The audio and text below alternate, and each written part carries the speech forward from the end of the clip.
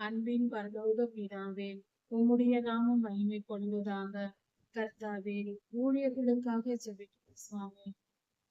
உலகெங்கும் இருக்கிற உன்னுடைய ஊழியர்கள், உன்னுடைய சித்தத்தை நிறைவேற்றுகிறவர்கள் ஆசீர்வதிக்கப்படட்டும் சுவாமி.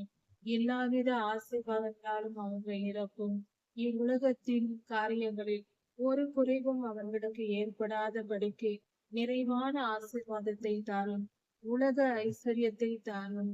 உலகத்தில் அவர்கள் ஊழியம் செய்வதற்கு தேவையான எல்லாவித ஆசீர்வாதங்களையும், வேலையாட்கள், பணம், சந்தர்ப்ப சூழ்நிலைகள் மற்றும் அரசாங்க உதவிகள் போன்ற எல்லா காரியங்களிலும் அவர்கள் நன்மைகளை பெற்றுக்கொண்டு ஏற்ற காலத்தில் ஆசீர்வாதத்தை பெற்று நல்லபடியாக ஊழியத்தை செய்யும்படியாக நீர் ஆசீர்வதியும் கிருபை செய்தருளும்.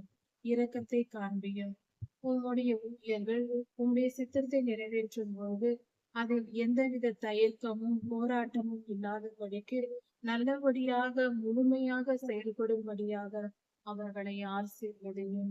நல்லவரே, வல்லவரே, கிருபை நிறைந்தவரே, இரக்கம் உள்ளவரே, உம் அன்பு வரட்டும் சுவாமி.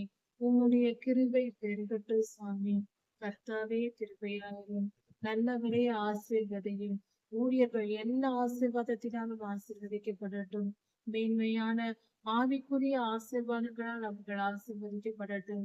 உன் திருவார்த்தைகளை கேட்கும்படியாக அவர்களுடைய ஆவிக்குரிய செவிகள் திறக்கப்படட்டும். உன்னுடைய மங்கள வார்த்தைகளை கேட்டு உம்மை காணும்படியாக அவர்கள் ஆவிக்குரிய கண்களை திறந்தரும்.